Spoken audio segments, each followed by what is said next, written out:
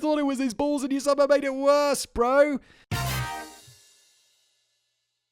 When it comes to pretentious one need look no further than the world of modern art, whether it be a giant bean in the middle of Chicago, the Cloud Gate, cans full of artist shits, or even a shark in formaldehyde with the grandiose title, The Physical Impossibility of Death in the Mind of Someone Living.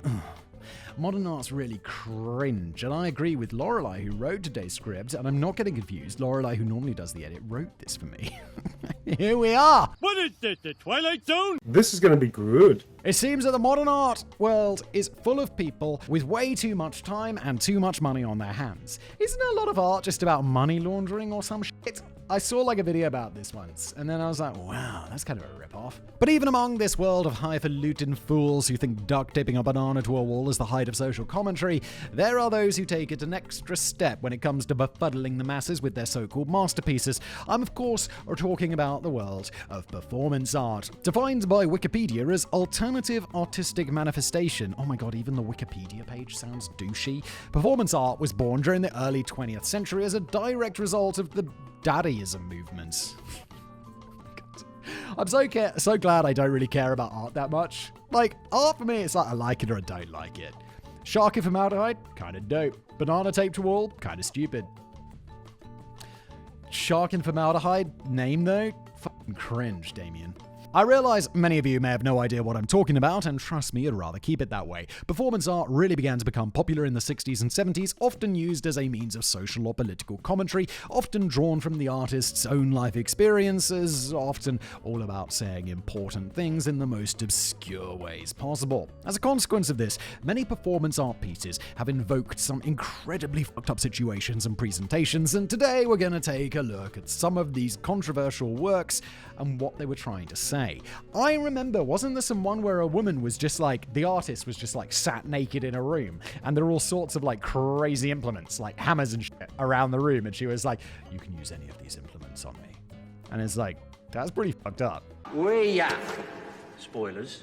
What's this stylish jacket you've donned, Simon? Oh yes, well this is the westerly jacket from today's fantastic and equally stylish, and some might say incredible god-tier level sponsor, and that would be Vessi. Vessi, most famous for making shoes. These are the Stormburst low tops, also available in white. That's what I've been largely wearing this spring. Fantastic shoes, as you well know. I've talked about them for the last 2, maybe 3 years that Vessi have sponsored me. Honestly, I've worn only Vessi shoes for the last 2 to 3 years because they are good whether it is summer, whether it is winter, spring, autumn. Now it is spring, so, you know, unpredictable weather. It can be rainy out there, but your feet will remain dry thanks to Dymatex. These shoes are 100% waterproof. That's not water resistant. They are waterproof. You could dip them in water up to here, you know, right to the top, and your feet will remain perfectly dry. That's thanks to the Dymatex material that they're made out of. Also, if the weather's hot outside, you'd be like, oh, that's going to make my feet all sweaty. They're going to be waterproof. That's going to make my feet sweaty. No.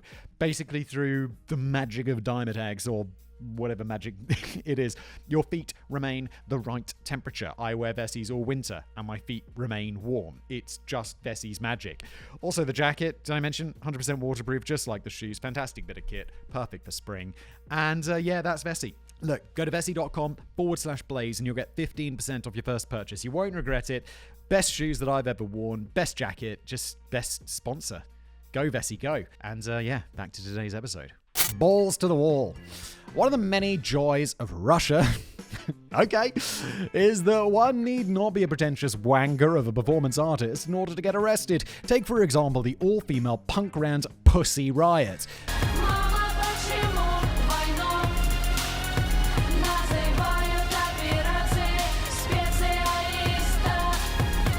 Украина, я тебя люблю. Who have been in trouble with the Russian authorities and were an inspiring force on artist Petr Pavlensky. In the fall of 2011, Pussy Riot gave a guerrilla-style performance at the Cathedral of Christ the Savior in Moscow. Dressed like cartoon ninjas in lollipop-colored dresses and balaclavas, they pranced and kickboxed through the church as they shouted a song whose refrain runs, "Mother of God, chase Putin out." I don't know, I'd be real scared to do that shit in Russia. Putin's really scary. Though the performance lasted less than 2 minutes, they were summarily arrested and placed on trial. During their trial, Pavlensky staged his first protest performance piece titled Seam. He stood outside Kazan Cathedral in St. Petersburg, carrying a sign which compared Pussy Riot's actions to Jesus' expulsion of the money changers from the temple, with his mouth literally sewn shut. Wait, bro. Dude, I had saliva, you know, where you gotta swallow because you're like, oh yeah. The idea behind this piece seems to be something about being silenced, but he also mentioned, really, in an interview with the New York Times that he thought it might come in useful if the police tried to question him, given he would be unable to answer due to, having his mouth sewn shut. Apparently he forgot that scissors are a thing. Yes, oh no, I sew my mouth shut, it's definitely permanent, right? I mean, he didn't say that because his mouth was sewn shut, but you know what I mean. They started Pavlensky down a path of extreme performance art that mostly involved acts of incredible masochism. I won't go into details of his other works, but allow me to just say the words naked and wrapped in a cocoon of barbed wire and leave it at that. Jesus. The piece I specifically want to talk about here is his 2013 work, Fixation. Oh no, balls to the wall? Oh no! Brace yourselves, you might want to sit out. Time to coincide with Russia's annual Police Day on November the 10th, a public holiday celebrated in Russia and most post-Soviet republics, which honors all those serving in the national police. Pavlensky stood outside Lenin's mausoleum in Red Square, undressed, and sat down. He then withdrew a hammer and nail and proceeded to nail his scrotum to the icy cold cobblestones beneath him. My dude, there are other ways to get what you want! My groin! Why? Well, The Guardian claims the performance can be seen as a metaphor for the apathy, political indifference, and fatalism of contemporary Russian society. That is the most Guardian shit that I've ever heard. In that same article, Pavlensky himself said, I don't think much of it at first, but when I began thinking that the whole country is becoming a prison system, that Russia is turning into a big prison and police state, it seemed perfect. Wait, so you didn't think about it first? You weren't you're just doing something random and then we're like, yeah, I guess it could mean that. Okay, my dude. Don't question my methods. A video taken using a handheld camera, which was posted online, which I advise you don't Google, shows tourists gawping as he sits on the ground. A police car arrives and an officer orders Pavlensky to get up, but of course he can't, so the police throw a blanket over him and he was eventually detached from the stones and taken to hospital. He was discharged that evening and released by the police without charge, only for them to open a case of hooliganism motivated by hatred of a particular social, ethnic, or religious group a few days later.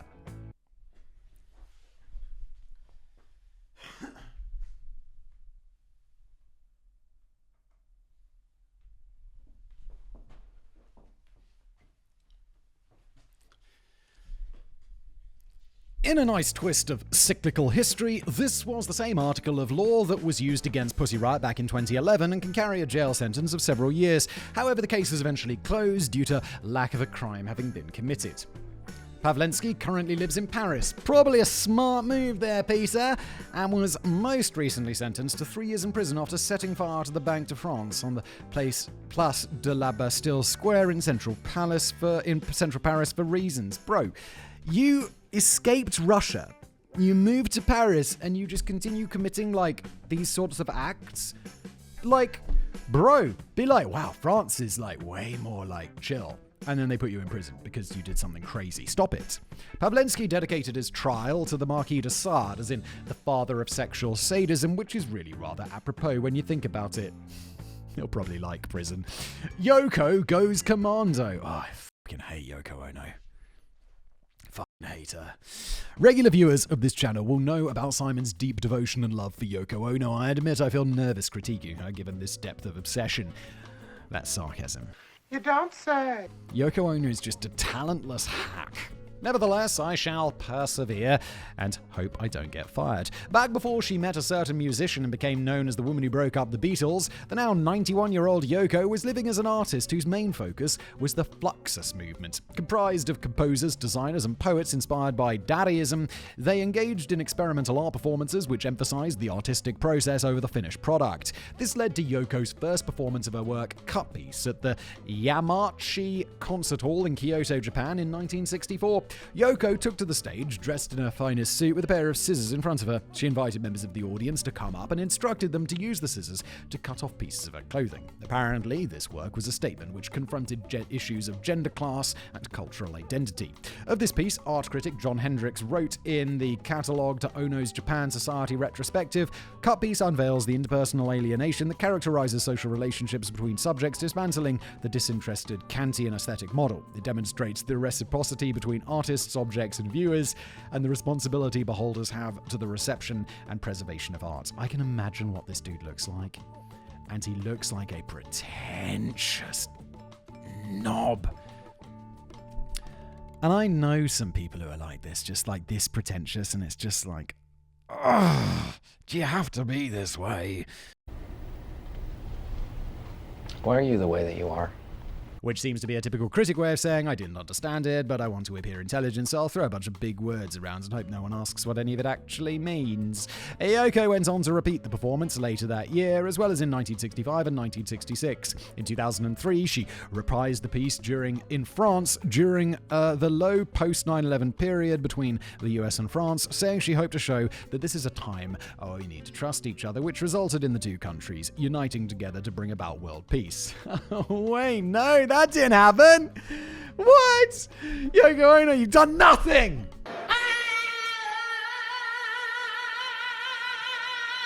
That's enough of that.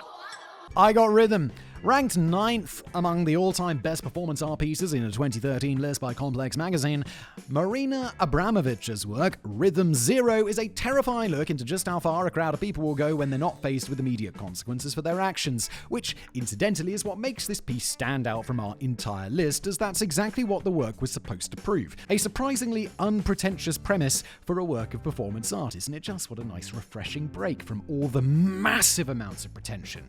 Between 1973 and 1974, Abramovic performed 5 pieces in which she tested the mental and physical limitations of her own body. The series of performances was called Rhythms, and it represented Abramovic's turn away from more traditional media of painting or drawing to instead focus on the use of her own body as art. First performed in Naples in 1974, Rhythm Zero was fairly simple. Abramovic stood in the center of a room beside a table on which were placed 72 different objects, including a rose, a feather, perfume, honey, bread, grapes, wine, scissors, knives, a scalpel, nails, a metal bar, a gun, and a bullet. This is the one I know. I thought this was more recent, though. She also included a set of written instructions. Instructions! There are 72 objects on the table that one can use on me as desired. Performance. I am the object. During this period, I take full responsibility. The work was set to last for 6 hours, between 8 p.m. and 2 a.m. In the book No Innocent Bystanders, Performance Art and Audience by Fraser Ward, art critic Thomas McEvilley, who was present at the performance, gave his recounting of the event. It began tamely. Someone turned her around. Someone thrust her arms up into the air. Someone touched her somewhat intimately. The Neapolitan night began to heat up. In the 3rd hour, all her clothes were cut from her with razor-sharp blades. In the 4th hour, the same blades began to explore her skin. Her throat was slashed so someone could suck her blood. Various minor sexual assaults were carried out in her body. She was so committed to the piece that she would not have resisted rape or murder. Faced with her abdication of will, with its implied collapse of human psychology, a protective group began to define itself in the audience. When a loaded gun was thrust to Marina's head and her own finger was being worked around the trigger, a fight broke out between the audience factions. God damn, this is some psycho shit. After exactly 6 hours, as planned, the performance ended. Abramovic stood up and started walking toward the audience, every member of which ran away, fearing an actual confrontation from the artist. As Abramovic described it later, "What I learned was that if you leave it up to the audience, they can kill you. I felt really violated. They cut up my clothes, stuck rose thorns in my stomach. One person aimed the gun at my head, and another took it away. It created an aggressive atmosphere." The objects on the table from the original performance have been preserved, or at least the non-perishable ones at any rate, and are regularly put on display in various galleries around the world. More recently, 69 of the objects used in the work were on display at the Royal Academy in London, along with the note and a slideshow of photos from the original performance. As a fun little addendum, in 2020, Abramovic was declared a member of the satanic conspiracy Pizzagate by the internet. Of course she was. She's a woman. The claim was made in an article on the oh-so-reputable InfoWars site, a website owned by Alex Jones, $1,000, which claims to be the arbiter of all truth, but kept giving me ads for dodgy supplements with every page I clicked on. Abramovic was labeled a witch, a black magic performer, and a Luciferian individual.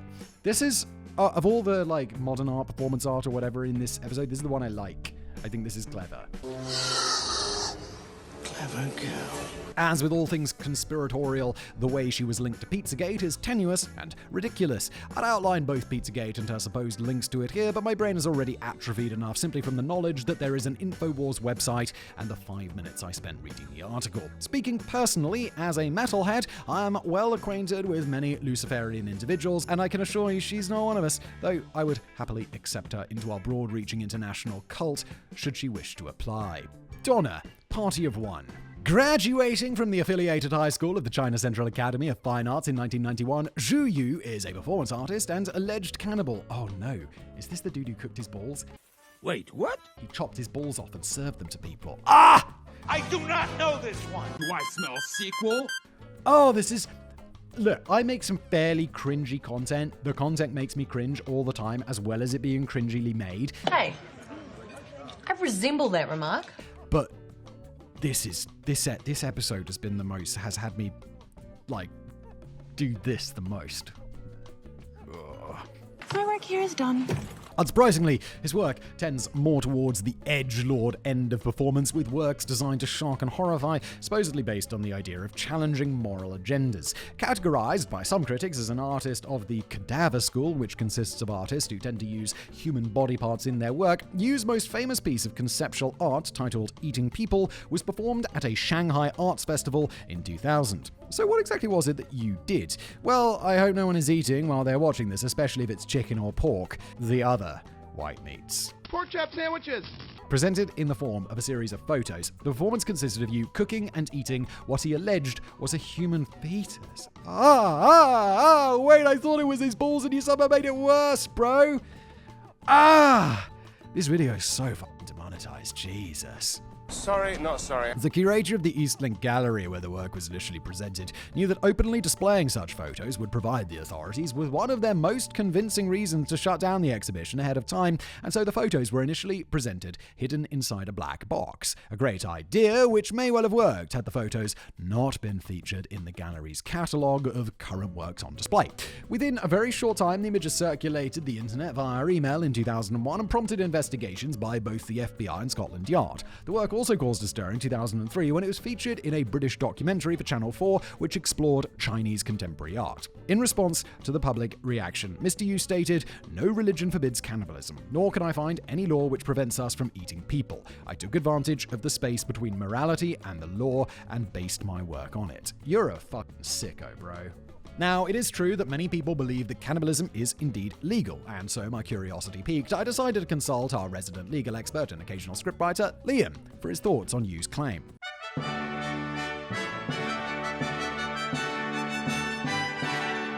The myth that cannibalism is legal is one of the oldest myths relating to most legal systems across the planet, with people consistently pointing to the fact that there is no law that expressly states that eating another person is against the rules. However, to those people, which I shall refer to as morons, I wish to point out that there is no law stating that sticking a 7.5-inch knife into a person's eye socket 34 times is illegal. It's because law does not prescribe specific acts, but instead prescribes results from those acts. So rather than criminalizing stabbing somebody, the law makes it illegal to end somebody's life. In this sense, Mr. Yu is well and truly a moron. Most countries have laws against the desecration of human remains, including Taiwan. In Article 247 of the Republic of China's Criminal Code, which makes it illegal to damage, abandon, insult, or steal a corpse. This is obviously not legal advice, but I will comment that it does seem highly likely that if Mr. Yu didn't just lie about what he did, then he would be a criminal. Also, by the way, several religions prohibit cannibalism. The earliest one to do so is the Jehovah's Witnesses, so he's also wrong there. According to his own statements in an article from the Drama Review by Mi-Ling Cheng, Yu had to vomit twice while carrying out the performance, and upon its completion, he was so emotionally depleted by the act that he wasn't able to work in his studio for a long time. What? Big brain suggestion here. How about you don't fucking do it then? You know, big idea. Don't do shit that traumatizes you voluntarily. You fucking sicko, in my opinion, allegedly. In the years since the performance, the images from the work of you eating the baby, which Snopes claims was likely constructed from a duck's body in a doll's head, have been used far and wide across the internet to spread anti-Chinese propaganda. The images have appeared alongside text in English and Korean stating that this was China's hottest food and that dead fetuses could be purchased for 10 to 20,000 yen. Do you speak English? No, I don't, sorry. About $100 to $120. And the photos were also used by the Turkestan Islamic Party, who claimed that Muslim children in Turkestan had been eaten by the Chinese. Jesus Christ, it's weird. I want my baby back, baby back, baby back, baby back, baby back, ribs. As with the other entries in this script, real or fake, I do not recommend those of a weak constitution to seek out those photos. Some things you just can't unsee. So based on these examples, can we say that performance art is the worst aspect of modern art? Well, like all art, that's a subjective opinion. You need to decide for yourself. And these examples are only a small taste of the multitudinous, big complicated word, variety that exists within the performance art genre. And while I think it's safe to say that all of these works are based on ideas that are worth exploring, personally, and call me a Philistine if you want, I prefer artworks that don't require me to read a short essay explaining the purpose of them beforehand in order to understand what they're all about. Still, if I were ever given the opportunity to drive a nail through Anish Kapoor's scrotum, I might just take it. Who is Anish Kapoor? And that's where we end today's video. Thanks for being here.